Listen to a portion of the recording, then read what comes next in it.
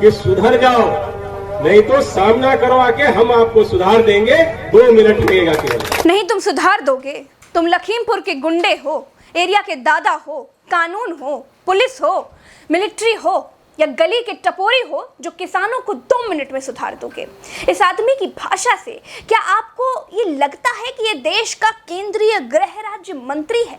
आगे सुनिए इस आदमी को, जिसको आप मंत्री कहते हैं, उसकी शराफत यही खत्म नहीं होती है। मैं केवल मंत्री नहीं हूँ, ये सांसद विधायक नहीं हूँ। जो विधायक व सांसद बनने से पहले मेरे विषय में जानते होंगे, उनको ये भी मालूम होगा कि मैं किसी चुनौती से भागता नहीं हूँ, और जिस दिन मैंने उस चुनौती को स्वीकार करके काम कर लिया, उस दिन पलिया नहीं लखीमपुर तक छोड़ना पड़ जाएगा, ये याद रखना। मुबारक हो। हमारे देश में केंद्रीय गृह राज्य मंत्री हमारी सिक्योरिटी फोर्सेस का बॉस एक गली का गुंडा बनाया गया है। यह आदमी अपने मुंह से कह रहा है कि केवल मंत्री, विधायक या सांसद नहीं है ये। इस आदमी के भीतर वो गुण है जिसको सीवी में देखकर अमित शाह जी ने इसे अपना जूनियर मान लिया।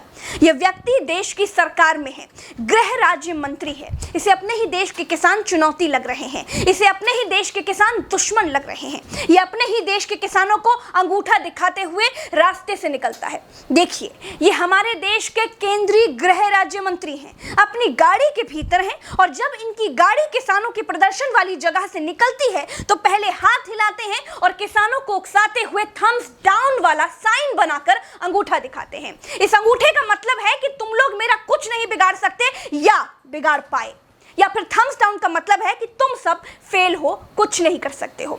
दोस्तों, देश के इतिहास में ये पहली बार हुआ होगा कि एक केंद्रीय गृह राज्य मंत्री अपने ही देश के किसानों को दुश्मन बताकर उनको उकसा रहा हो, अपनी ही जमीन के किसानों को शोहदों की तरह ललकार रहा हो। इस तरह की लफंगाई आज तक के इतिहास में किसी भी गृह राज्य मंत्री ने नहीं की।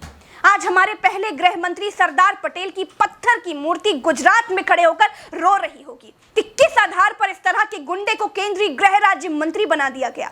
किसान इस मंत्री की जमीन छीनने के लिए प्रदर्शन नहीं कर रहे थे, ना इस मंत्री से किसानों का कोई लेना देना है।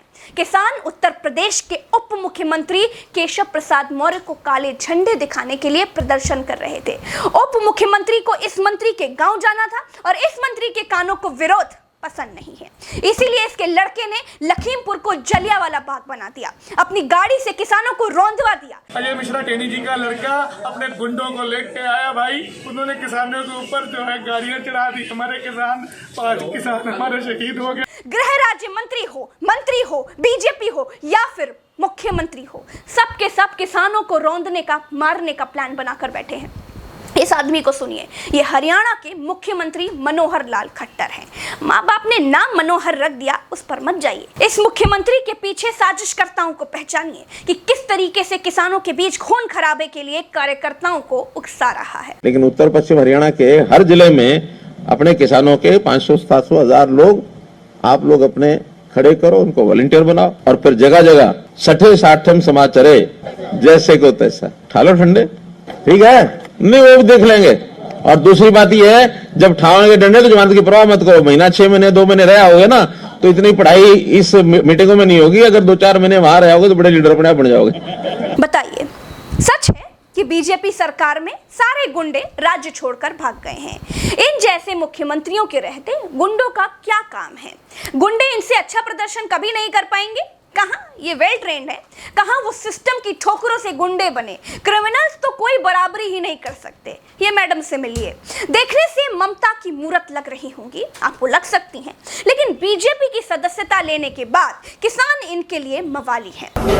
फिर किसान आप उन लोगों को बोल रहे हैं मवाली है वो, मवाली है वो। जानवर भी जिसका खाता है ना, उसकी वफादारी करता है, लेकिन नेतागिरी पर ये नियम लागू नहीं होते। कॉर्पोरेट ने जब गर्दन पकड़ रखी हो तो किसान मवाली क्या, मर भी जाए तो उससे कोई भी फर्क नहीं पड़ता। दोस्तों, ये इतिहास में पहली बार है कि भारत देश के केंद्रीय गृह राज्य मंत्री ने किसानों को टपोरियों की भाषा में धमकी दी। सबसे ज्यादा किसानों वाले राज्य का मुख्यमंत्री मारने, खून खराबे की बात कर रहा है। ये पहली बार है कि केंद्रीय गृह राज्य मंत्री की आज्ञाकारी औलाद खुद अपनी फोर्स ले जाकर किसानों पर हमला कर रहा है, अपनी थॉर गाड़ी से किसानों को रौंदवा रहा है। जहां तक मुझे भारत देश की समझ है, केंद्रीय गृह राज्य मंत्री सिक्योरिटी फोर्सेस से जुड़ा देश का बहुत बड़ा पद है। क्या पुलिस में इतनी हिम्मत है कि अपने मालिक मिश्रा जी के लड़के को पकड़ने की हिम्मत करेगी? जांच के नाम पर बेवकूफ बनाने वालों से यह जरूर पूछिएगा, जब बाप थानेदार है तो बेटे को कौन पकड़ेगा? ऐसे मंत्रियों से पहले इस्तीफा लेना चाहिए। ये अपने प्रभाव से जांच कभी नहीं होने देंगे। इस हिंसा में हमारे बीच के एक पत्रकार रमन कश्यप की भी मौत हो गई। ईश्वर उनकी आत्मा को शांति दे। और ज़्यादा अपडेट्स के लिए मुझे ट्विटर पर @प्रज्ञालाइव नाम से खोजकर फॉलो कीजिए। लिंक डिस्क्रिप्शन में है, क्लिक करके फॉलो कीजिए। कठिन समय में साथ रहेंगे तो एक दूसरे की शक्ति बनेंगे। चलते हैं। राम राम, दुआ सलाम, जय हिंद।